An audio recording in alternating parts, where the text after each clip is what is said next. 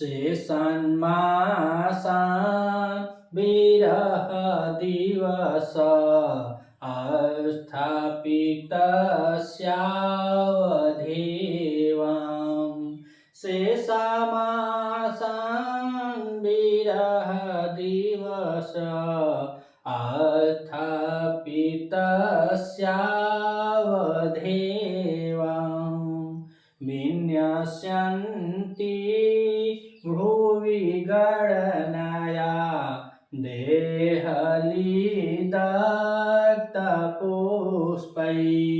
अब यक्षमेघ से फिर से पीछे के श्लोकों को देखकर हम उसको चलेंगे तो अंत में फिर हम लोग वहीं से कहेंगे कि आलोके ते निपतति पुरा। बता रहा है कि जब तुम जाओगे मेरे घर पहुंचोगे तो शीघ्र ही मेरी वाली तुम्हारी नजर में आएगी। और कैसे कैसे आएगी, विरह की अवस्था में उसकी क्या क्या दशा है, उन दशाओं का वर्णन करते हुए बतला रहा है। तो पहले बताया कि आलोके ते, अर्थात तुम जब जाओगे तुम्हारी नजर में क्या आएगा, तो वो पूजा करते हुए नजर आएगी। उसके बाद वो बताया कि मेरे विरह तनु की आकृति को चित्रित करते हुए नजर आएगी। फिर बताया कि मेरे घर में जो पंछी है, मैना पंछी है, उससे बात करते हुए नजर आएगी। काहे कि मेघ है, और मेघ है तो यह कोई जरूरी नहीं है कि वह एकदम सटीक टाइम से ही जाएगा। सुबह है, शाम है, संध्या है, 12:03 पर 5:12 ऐसा कुछ नहीं। वो जब भी मन करे, जब भी उसका दिल करे, तब वो पहुंच सकता है।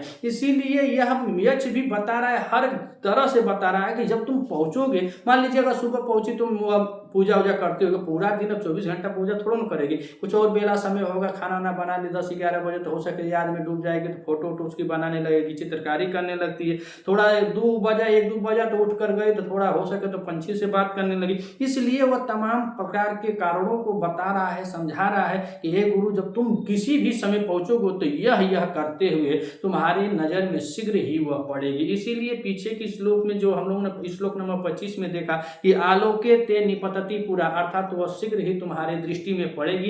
क्या क्या करते हुए पड़ेगी, तो पहले बताया पूजा करते हुए पड़ेगी, मेरी आकृति को बनाते हुए पड़ेगी, और फिर अपने रसीली अर्थात जो मैंने मैना पंछी पाल रखा उससे बात करते हुए मिलेगी। फिर बतला रहा है कि उसको मलिन जो वस्त्र पहनी है, तो मलिन वस्त्र से जिसकी गोदी मलिन है, उस मलिन वस्त्र में गोदी में रख करके वह बीड़ा को बजाती हुई मिलेगी। उसके बाद बताया कि मेरे नाम की वह खुद रचना करती हुई मिलेगी। कुछ गीत उत हैं, और उन गीतों को बड़े उत्साह के साथ ऊंचे स्वर में जब गाने की इच्छा रखती है, और जैसे ही हमारा नाम आता है तो उसके आंख से आंसू आने लगते हैं, जिससे वो तार भीग जाते हैं। और उन तारों को बार बार, एक बार ना बार बार पोंछ करके फिर सुर तार लगाती है, फिर बार बार पोंछती है, फिर लगाती है, और इसी कुल को पूछते हुए करते हुए इसी में वो बेचारी अपनी मूर्छना, जो स्वर का अवरोही आरोही क्रम होता है, उतार चढ़ाव होता है, तालमेल होता है, उसको भूल जाती है। ऐसा अब तक हम लोगों ने पढ़ लिया है, अध्ययन कर लिया। अगर आप इस चैनल पर नए हैं तो चैनल को सब्सक्राइब कीजिएगा, और प्लेलिस्ट में जाइएगा, आपको वह वीडियो सब मिल जाएंगे मेघदूत की, जिसका पूर्व हम लोगों ने अध्ययन कर लिया है। आज उत्तर मेघ में 27 नंबर श्लोक का वाचन करेंगे। इसमें फिर से कह रहा है वह मैंने अथवा करके फिर वो बताया कि आलोके ते निपतति पुरा, यह भी तुम्हारे नजर में करती हुई नजर आएगी, और जल्द ही आएगी। क्या करती हुई नजर आएगी, तो कह रहे हैं कि शेषान मासान विरह दिवसस्य स्थापितस्य अवधेय। विरह दिवस, जिस दिन इसका विरह हुआ उसको स्थापित, निश्चित रूप से, निश्चित समय था ना, जिस दिन इसका विरह हुआ उसको बता रहे हैं निश्चित समय था। तो जिस दिन से इसका विरह हुआ तो उस विरह के दिवस के निश्चित अवधि, अधेय माने हो जाता है अवधि, अवधि मतलब समय, जितना समय बचा हुआ है उन सब समय को कह रहे हैं कि देहली दत्त पुष्प, देहली दत्त, देहली पे पुष्पों के द्वारा वह क्या करती होगी, तो गणना करती हुई, गणना करती हुई नजर आ सकती है। काहे, तो कह रहा है कि जब हमारा विरह होता है, और कवि जी इसमें लिखे हैं कि देहली दत्त पुष्प का कारण बता रहे हैं कि जिस दिन कोई प्रेमी प्रेमिका या किसी पत्नी का जब पति बाहर चल जाता है या प्रियतम विदेश चला जाता है, तो वह उस दिन देहली जो शब्द है कह रहे हैं, उस दिन वह नायिका देहली की पूजा करती है, और पूजा करते हुए एक पुष्प को रखती है कि हमारे पति आषाढ़ के महीने में, सावन के महीने में, जेठ के महीने में, जैसे आषाढ़ का महीना चल रहा है,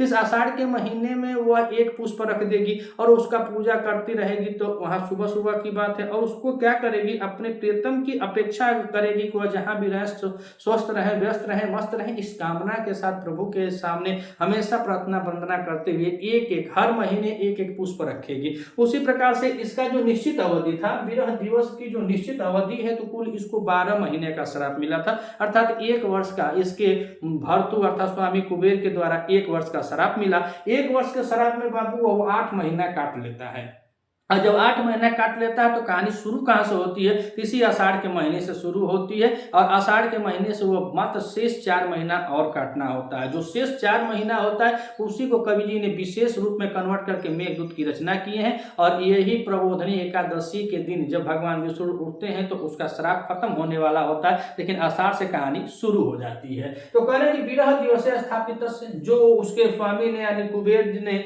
जो दिन जो समय उसके लिए स्थापित किया था, जो विरह का दिन हुआ था, जो श्राप का दिन था, उस दिन के बारे में कह रहा, उस दिन की स्थापित निश्चित अवधि में निश्चित अवधि को देहली दत्त पुष्प यानी देहली दत्त यानी देहली पे रखे हुए पुष्पों के द्वारा गणना करती हुई, कितने महीने शेष हैं, कितने महीने बचे हैं, उसकी गणना करते हुए आगे करें शेषान मासान यानी जो शेष महीने बचे हुए हैं। कुछ विरही जो होते हैं जिनके पति बाहर हो, जिसके प्रियतम बाहर हो, तो अक्सर यह होता है कि इसे सोई बैठी रहेंगे, दिमाग में बात आ जाता है, अरे देखिए कितना दिन और बच गया है, 8 महीना बीत गया है, अभी कितना शेष और बच गया है। इस प्रकार से हर लोगों के मन में यह ख्याल आता है, जो अपने मिलन, अपने प्रेमी, अपने पति, अपने प्रियतम से जो बिछड़ जाते हैं, उनके प्रति यह संदेह, ये आस्था, ये कल्पना होती है कि अभी कुछ दिन कितना बचा हुआ है। अंगुली पर दिन दिन काट काट के जो काटते हैं वह जानते हैं, तो महसूस तो सभी किए होंगे, काहे कि यहाँ सबके ऊपर बीता ही होगा, आज नहीं तो कल, कल नहीं तो परसों, और ये सब बीता कर यहाँ तक हम आप सब यहाँ सब बीतने के बाद यहाँ पर हम लोग खड़े हैं, तो सब लोग महसूस कर सकते हैं। तो कह रहे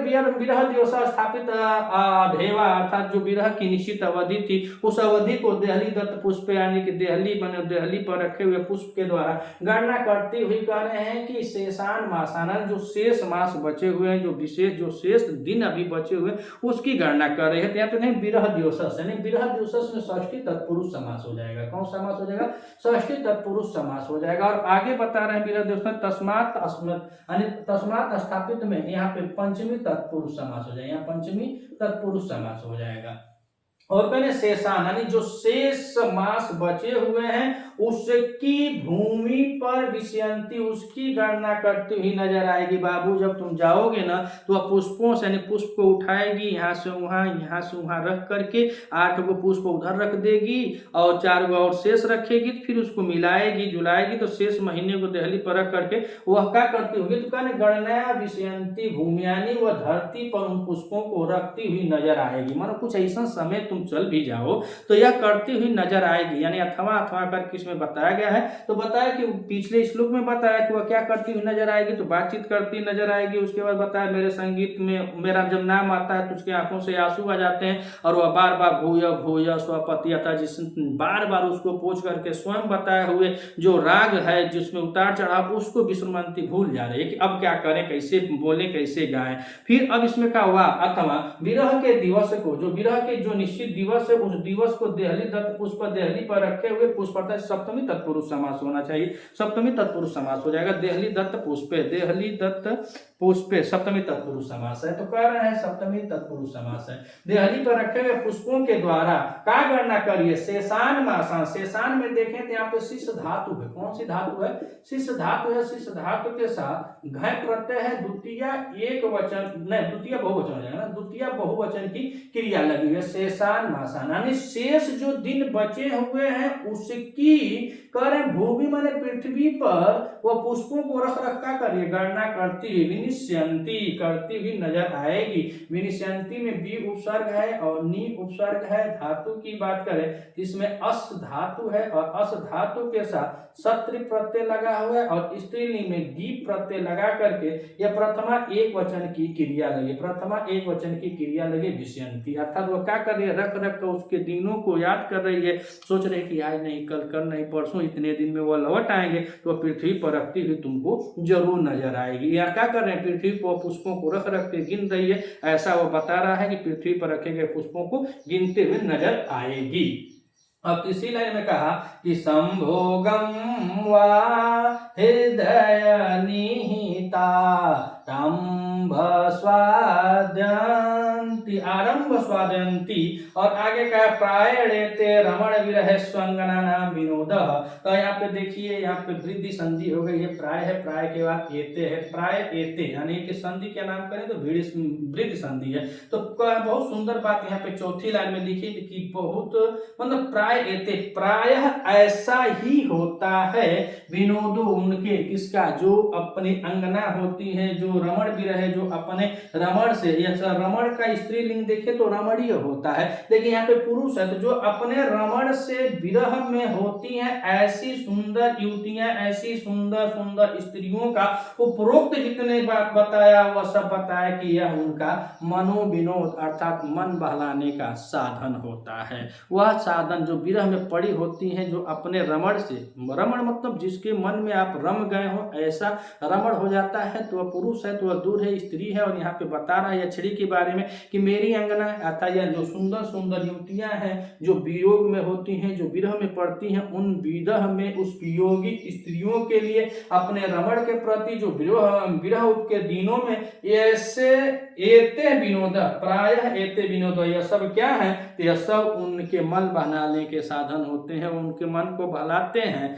और ऊपर बताए का कारण है, तो कह रहा है कि संभोगम वा हृदय निहिता आरंभ स्वादयंती, तो हृदय निहिता आरंभ स्वादयंती, अर्थात वह बता रहा है संभोगे, संभोगे मतलब कह रहे हैं कि जो अकेली बैठी होगी, अकेले बैठे बैठे मैं जब था, अब यहाँ पे कह रहे हैं का हृदय निहित मतलब हृदय में, निहित मैंने कल्पना कर रही है, आरंभ में, जब मैं आरंभ में था शुरू में जब था, हम लोग जब साथ साथ थे, उस समय की बातों को सोच सोच कर वह कल्पना कर रही है। और संभोगम अथवा यहाँ से अथवा हृदय में वह कल्पना कर रही है प्रारंभ के दिनों को, जो मतसंगम, जो मेरे साथ थी, या संभोग की अवस्था में जो उसको जो भी याद आता हो उसके बारे में वो कह रही हैं कि वह आस्वादन करती हुई नजर आएंगी। कह रहे हैं कि आस्वादयंती, उसको वह याद करती हुई नजर आएंगी, उसका वह रस वियोग में पड़ी होंगी।